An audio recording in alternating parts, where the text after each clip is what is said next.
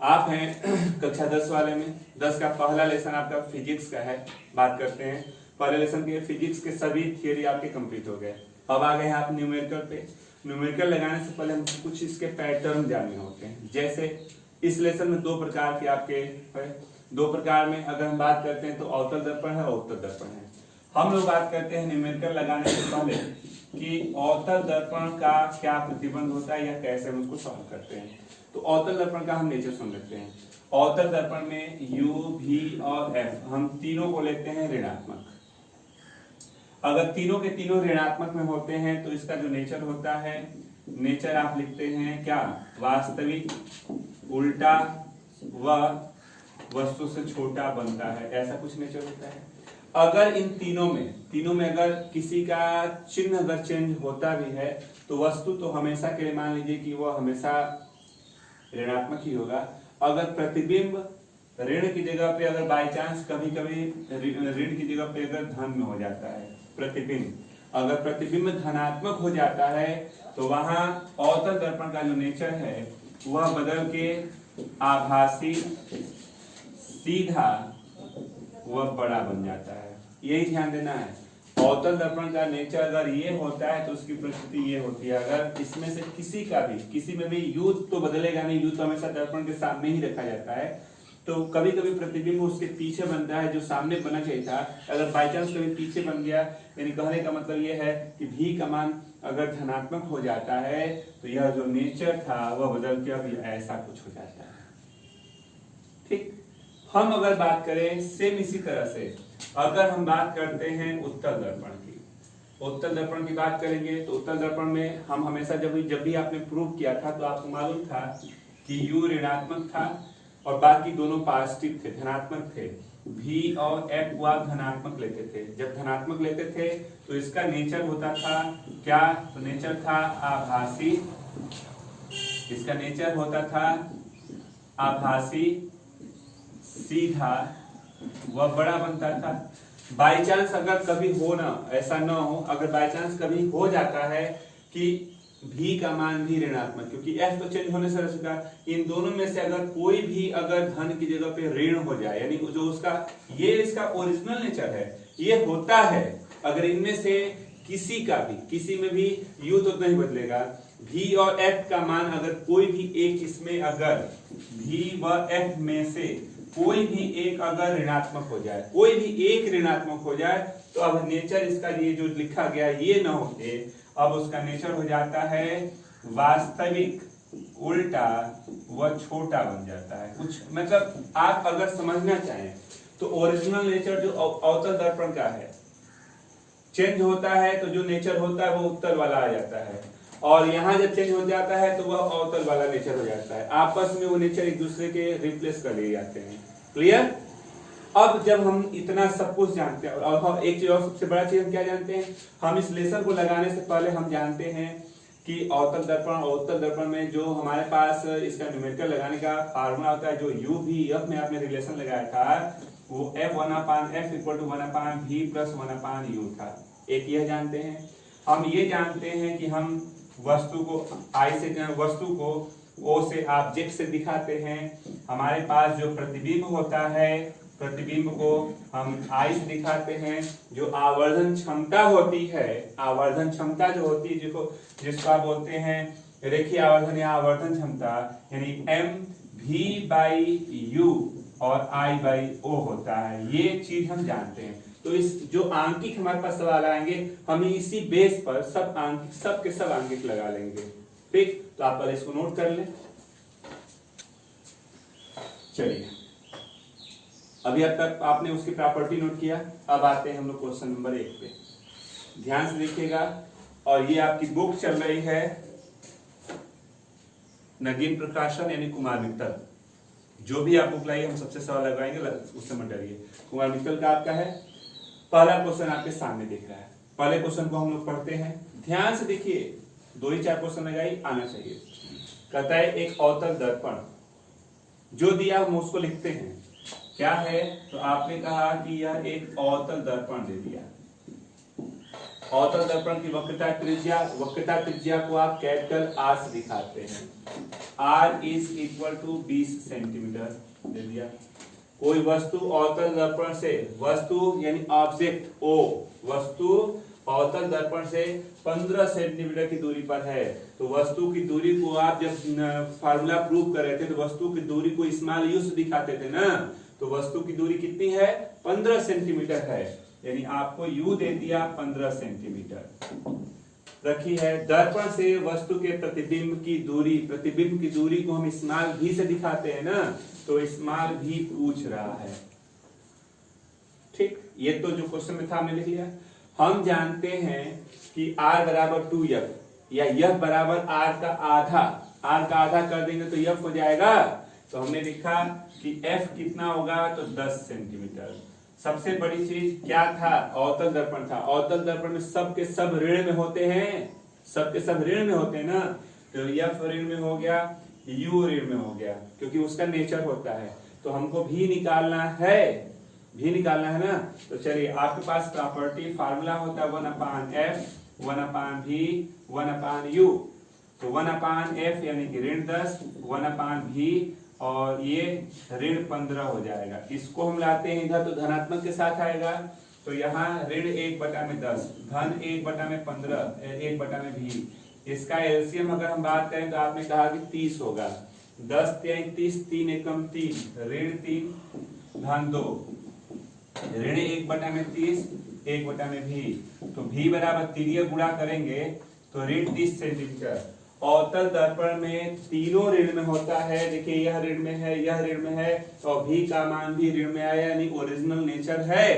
अब आप आंसर लिखते समय यह ऋण कह रहा है कि जो होना चाहिए था वही है, यानी वस्तु प्रतिबिंब दर्पण के सामने ही बन रही है। अगर तो v कह देंगे 30 सेंटीमीटर की दूरी पर। क्वेश्चन में मान लीजिए कि इसका नेचर नहीं दिया गया है, कह दे कि नहीं नेचर भी बताइए कि यह कहाँ बन रहा है, कैसा बन रहा है। तो यह चिन्ह कह रहा है कि जो अवतल दर्पण का जो नेचर होता है वही लिखिएगा, क्योंकि तीनों के तीनों ऋण में हो गए कि नहीं हो गए। जब तीनों के तीनों ऋण में हो गए तो इसकी प्रकृति क्या बनेगी, पूछ नहीं रहा, फिर भी हम लिख दे रहे हैं। अगर प्रकृति के बारे में बात करें कि इसकी प्रकृति कैसी है, इसका नेचर क्या है, तो आप एक्यूरेट आंसर लिखेंगे कि प्रतिबिंब 30 सेंटीमीटर की दूरी पर दर्पण के सामने, पीछे नहीं, पीछे होता तो धनात्मक लेते, तो लिखेंगे कि प्रतिबिंब 30 सेंटीमीटर की दूरी पर दर्पण के सामने, अगर यह धन में आ जाता तो दर्पण के पीछे। और कुछ एक्यूरेट लिखना चाहेंगे तो ओरिजिनल अवतल दर्पण का नेचर हो रहा है, क्योंकि तीनों के तीनों ऋण में हो गए, तो अवतल दर्पण का नेचर कहता है कि वास्तविक, उल्टा और छोटा। तो इतने सेंटीमीटर की दूरी पे इतना सामने, वास्तविक भी लिख सकते हैं, उल्टा भी लिख सकते हैं। अगर लिखना हो तो लिखिए, नहीं तो आप यहीं पे बस छोड़ दीजिए, क्योंकि ओरिजिनल नहीं पूछ रहा है। तो ये आपका एक्यूरेट आंसर है, नोट करें। सेकेंड क्वेश्चन आपके सामने जो दिया गया है, आराम से पढ़ें, समझें, फिर सॉल्व किया जाएगा। 12 सेंटीमीटर फोकस दूरी वाले अवतल दर्पण, कौन सा दर्पण है? अवतल दर्पण। आप पहले लिखते हैं इसको, आपने लिखा अवतल दर्पण 12 सेंटीमीटर फोकस दूरी को आप स्मॉल f से डिनोट करते हैं, स्मॉल f 12 सेंटीमीटर। अवतल दर्पण के सामने 4 सेंटीमीटर लंबी एक वस्तु की लंबाई को O से डिनोट करते हैं। ऑब्जेक्ट O दे दिया, 4 सेंटीमीटर लंबी एक वस्तु है, उसका एक वस्तु है, कहाँ रखी जाए कि 1 सेंटीमीटर लंबा प्रतिबिंब। वस्तु को रखेंगे, यानी वस्तु की दूरी स्मॉल u पूछ रहा है, वस्तु को कहाँ रखा जाए, यानी स्मॉल u, वस्तु को रखेंगे तो स्मॉल u न दूरी होती है, कहाँ रखा जाए कि उसका 1 सेंटीमीटर लंबा प्रतिबिंब बने। तो प्रतिबिंब की लंबाई को हम I से डिनोट करते हैं 1 सेंटीमीटर। हमने ये कहा कि हमको अवतल दर्पण दिया, तो अवतल दर्पण ने कहा कि क्या जानते हैं अवतल दर्पण के बारे में, तो अवतल दर्पण के बारे में जानते हैं कि U, V, F तीनों के तीनों माइनस में होते हैं, तो यह माइनस में हो गया, यह हमको दे दिया। तो हमने यहाँ से कहा कि हमको मालूम है M बराबर V बाई U आई बटा में ओ होता है यम, यानी रेखीय आवर्धन या आवर्धन जिसको बोलते हैं, मैग्निफिकेशन। अब आप कहते हैं कि हमको यम से तो कोई मतलब है नहीं, यम गुना, यम मतलब गुना बोलते हैं, तो यम को अगर बंद करेंगे तो जब यह तीनों आपस में इक्वल है तो यह भी तो दो आपस में इक्वल हो सकते हैं। हमने कहा भी तो नहीं मालूम है, भी रहने दीजिए, यू पूछ रहा है, यू को भी रहने दीजिए, आई मालूम है 1 और ओ मालूम है 4। ठीक, फिर ये गुणा करेंगे तो हम लिख सकते हैं भी बराबर यू बटा में 4। ठीक, अब हम लोग रिजल्ट क्या कराएं तो हमारे पास होता है अवतल दर्पण है तो सब माइनस में होते हैं, यह भी माइनस, यह माइनस में ले लिया, भी माइनस, यह माइनस में हो जाएगा सूत्र में रखते समय, और यू तो अपने आप ही ना माइनस है। तो चलिए हमारे पास फार्मूला होता है 1/f 1/v plus 1/u, 1/f, f मतलब ऋण 12, भी का मान भी तो ऋण में है, सब में ऋण निगेटिव होता है, तो भी का मान -u/4 रखेंगे यहाँ, तो यहाँ 1/-u/4, 4 को ऊपर ले जा सकते हैं। ठीक, और प्लस u भी माइनस में है तो -u कर लीजिए, अवतल दर्पण में सभी माइनस होता है, u भी f, तो सबको हमने माइनस ले लिया। अब आप हल करते हैं तो ऋण 1/12, यहाँ u, ऋण 4, ऋण 1, ऋण 1/12, ऋण 5/u, तो ऋण से ऋण कट गया, u बराबर क्या है 60 सेंटीमीटर। आप कहते हैं कि सब माइनस में होना चाहिए था, देखिए पॉजिटिव आ गया, पॉजिटिव ने नेचर को बदल दिया, पॉजिटिव ने तो वस्तु कहाँ रखा जाए, पॉजिटिव ने इसका नेचर बदल दिया, यानी कि जो निश्चित है कि विरोधाभास हो रहा है यानी विपरीत में है, तो हम लिख सकते हैं विपरीत में तो यू जाएगा नहीं, यानी हमने जो भी को निगेटिव पॉजिटिव निगेटिव लिया था वह भी निगेटिव न होके यहाँ क्या है धनात्मक है, धनात्मक है, यानी अगर हम बात करें तो इसका जो प्रतिबिंब है दर्पण के पीछे बन रहा है, प्रतिबिंब दर्पण के पीछे है तभी यह हमारा चिन्ह चेंज हुआ है, यानी अब आपके इसको तो दर्पण के सामने रहना चाहिए, तो यहाँ हमने गलत न माना है, तब यहाँ मानना हमारा गलत है, हमने जब इसको निगेटिव लिया है तो यह धनात्मक आ गया है, यह ऋणात्मक आ जाएगा, अगर इसको ऋणात्मक करेंगे तो यह हमारा दर्पण के पीछे गया। तो अब इसका अगर आंसर लिखना चाहेंगे तो क्या लिखेंगे, तो लिखेंगे वस्तु दर्पण के सामने 60 सेंटीमीटर की दूरी पर बनेगी।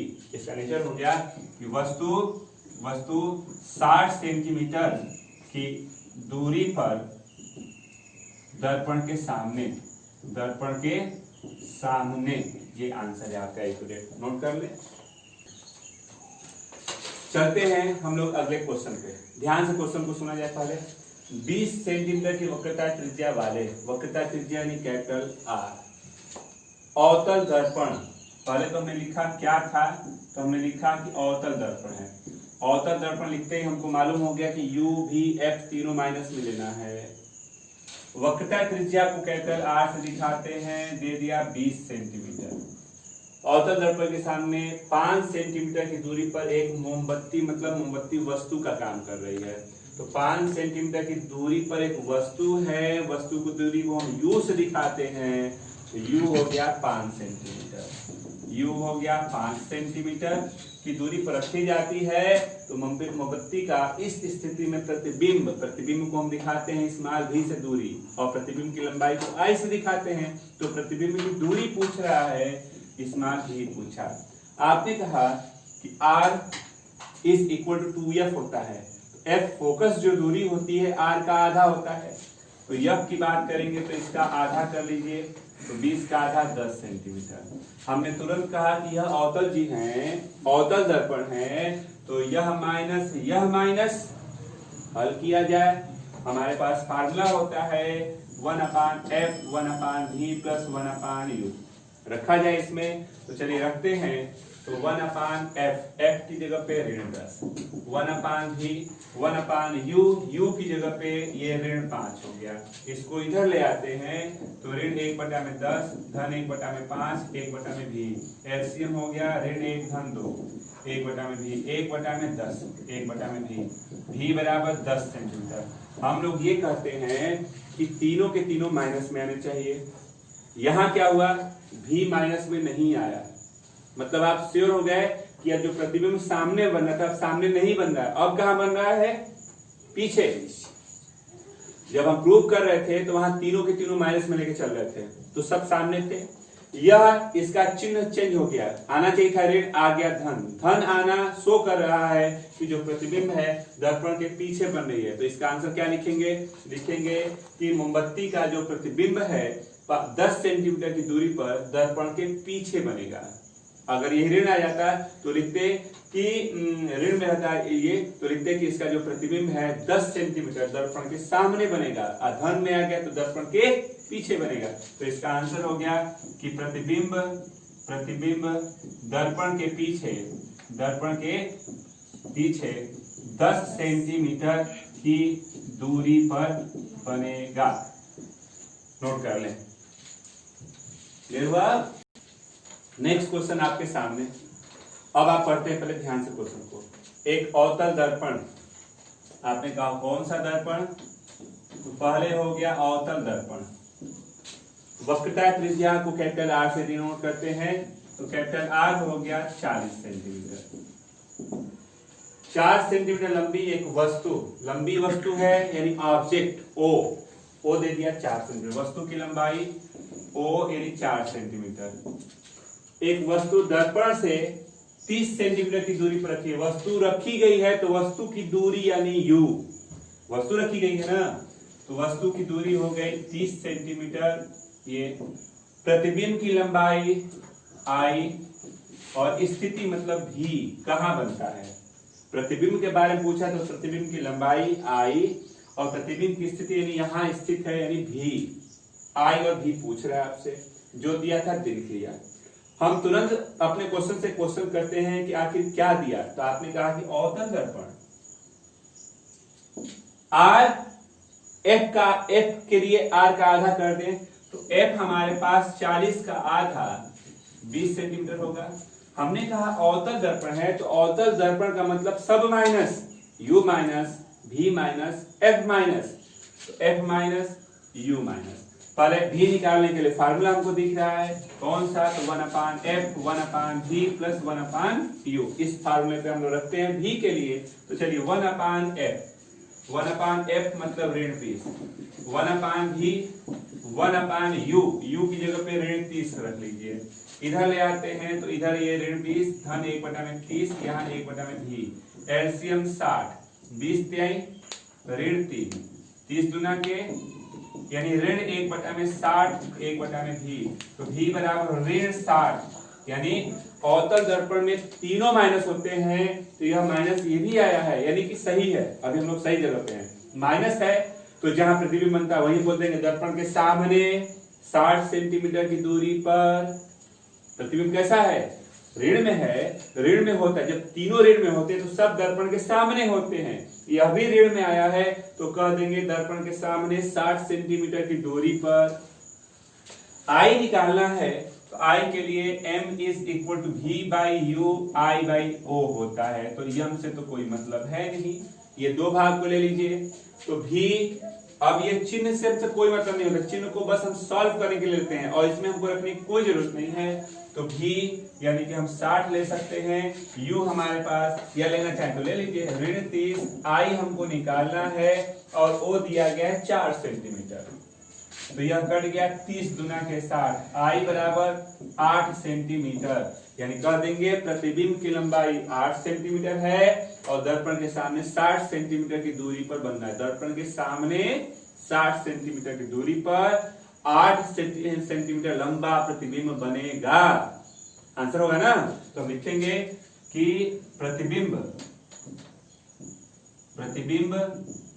दर्पण के सामने 60 सेंटीमीटर की दूरी पर 8 सेंटीमीटर लंबा बनेगा। नोट कर ले। नेक्स्ट क्वेश्चन आपके सामने कह रहा है कि 16 सेंटीमीटर की फोकस दूरी के अवतल दर्पण, कौन सा दर्पण है पहले उसको लिख लें। तो आपने कहा कि अवतल दर्पण है, फोकस दूरी है जिसको आप f से डिनोट करते हैं, f हो गया 16 सेंटीमीटर। एक वस्तु 8 सेंटीमीटर की दूरी पर रखी है, वस्तु की दूरी स्मॉल u। वस्तु की दूरी स्मॉल u 8 सेंटीमीटर। प्रतिबिंब की स्थिति पूछ रहा है, यानी भी पूछ रहा है। औसत दर्पण ने कहा तीनों माइनस में लेते हैं, तो जो दिया गया उनको तो माइनस कर लीजिए, जो निकालना है वो अब देखा जाएगा माइनस में आता है कि प्लस में आता है। तो फार्मूला है 1/f 1/v plus 1/u, 1/f 1/v 1/u। इधर ले आते हैं तो ऋण 1/16 1/8 1/v, एलसीएम 16 ऋण 1 धन 2 1/16 1/v, तो v बराबर धन में आ गया। अब आप रुकिए, नेचर था कि तीनों माइनस, ये माइनस में आ जाता तो दर्पण के सामने बनता ओरिजिनल नेचर। यह धनात्मक है तो निश्चित है कि अब दर्पण के कहा गया, पीछे। तो लिख देंगे कि प्रतिबिंब, आंसर हो जाएगा आपका प्रतिबिंब दर्पण के पीछे 16 सेंटीमीटर की दूरी पर बनेगा। आंसर नोट कर ले। आज आपने लगभग 5 क्वेश्चन लगा लिया। अभी बहुत सारे इसमें क्वेश्चन कम से कम मान चलिए कि 50-60 के लिए बहुत आंकिक हैं। रोज 10-12 करके लगाया जाएगा। तो कल इसके आगे फिर न्यूमेरिकल लगाया जाता है। एक भी वीडियो न्यूमेरिकल का मिस न करें यार। एक बार आप देख ले, कोई भी समस्या होती तो आप उसके लिए कमेंट कर सकते हैं, मैसेज कर सकते हैं, आप करिए कि ये क्वेश्चन नहीं समझ में बताया जाएगा। तो आज के लिए बस इतना ही करने दिया जाए।